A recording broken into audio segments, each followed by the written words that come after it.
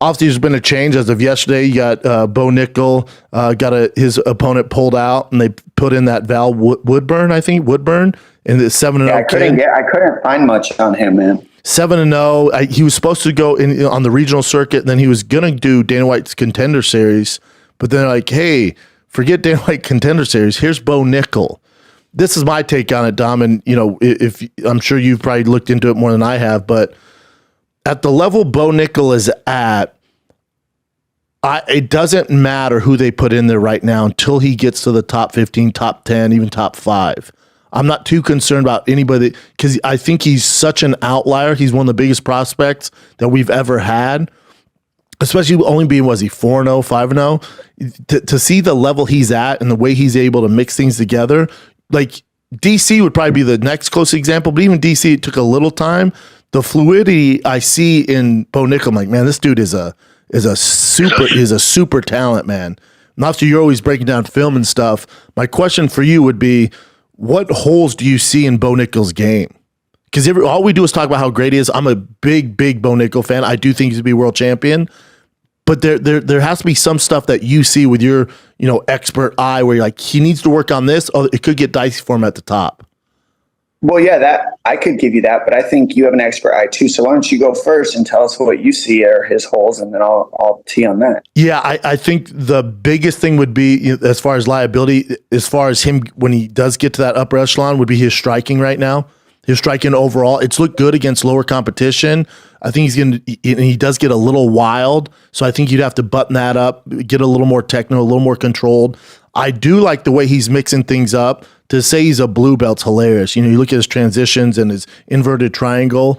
So I think he is going to have to rely more heavily on his wrestling because there's not enough hours in the day for him to get even close to the level of Izzy's at on the feet.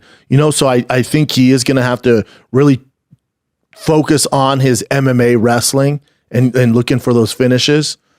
Especially once he gets to the upper echelon guys, because the striking, again, there's not enough hours in the day, there's not enough weeks for him to make up that gap. He's gonna have to find what he does well, kind of like, and I'm not saying a Khabib level where Khabib's just rushing for the takedown, but I think he's gonna have to get comfortable enough, but know that that's his way to the belt is gonna be through his wrestling. I hate when these top level grapplers and wrestlers fall in love with striking, and then they get to the upper echelon and, it's not going to happen for him. Yeah, I think that Bo won't be that guy. He's too smart with the squad and the team he has around him to not use his wrestling and just fall in love with striking. He's got a very good, I think a lot of it has to do with the crew people you have around you. My guy, Roman Bravo Young, has a super strong crew around him. And I notice it's a similar crew as Bo Nickal. They keep very solid leaders around, extremely solid leadership is the biggest thing I notice about that crew that makes all those guys so successful. They're not doing things on their own. They're not making all these decisions on their own. They're handing these decisions over to leaders that make decisions for them and tell them what to do so they can torture themselves. And that's why they're so good. And he does that. And so with that crew, one, I see that being a huge advantage for him because he listens to his leaders. He's not making his own camp. He's not running his own show. That's a huge, huge thing for him. Also, they're not giving him fights. And this is how I came up in my career when they didn't have matchmakers really, and they didn't have managers, and you were just trying to book your own fights and call the matchmakers yourself. In my day, I always had a rule where the rule was as long as they don't have 3 fights more than me in experience, 3 fights, I guarantee you I'll beat their ass because there's just the experience is all that I need to make sure I have. It's not even their tools. Yep. It's the experience that matters because of the athlete that I am, is how my mindset worked. And so I know for him, he's not getting booked with guys more than 3 fights. And that means that this person that he's fighting, regardless of any tool set that they have, doesn't have any more experience than him. So it's hard to beat somebody like an athlete like Bo Nickal with the leadership and the qualities that he forces himself into regularly. It's hard to beat a guy like that when you don't have more experience and more ideas on how to beat somebody that's a better athlete at the start, right? Like if you had 2 cars, how much of a lead would we give that other car Yeah, at the exactly. starting? That's a great point. Question. And they have the same amount of races, right? So I kind of look at it that way.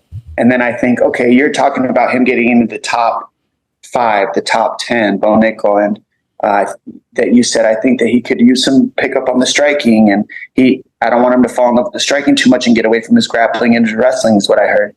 So I think that I go back to experience, because each of these fights that he has, he's going to learn those things. So each fight you have, each camp you have, and I know you can attest to this, you learn something different in that camp.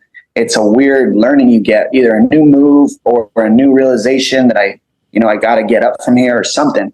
And I think that each fight that Bo Nickal has, he's going to have a new progression in his game where he realizes, man, I got knocked out last week. Man, I got submitted last week. I need to fix this. I need to fix that. When you look at guys like that, you got to look at their experience level and their results and understand they're going to adapt probably faster than somebody with the same amount of fights as them because of their past history. Mm-hmm. So if you just match him up with somebody with the same amount of fights, the chances are usually in his favor. You don't even need to worry about the skill set. Correct. Because the tools offset each other with the amount of wrestling he has. So yeah, he doesn't have the striking. Why do so many wrestlers fall in love with striking? Because so many guys stop their takedowns. Yep. Because it's hard. They know it's coming. So then they start, all right, I got to get my striking better.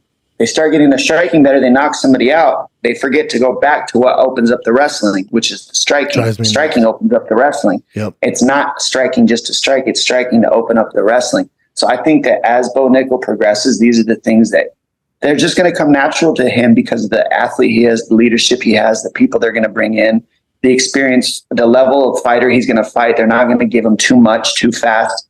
And I think that's what's going to happen with Bo Nickal.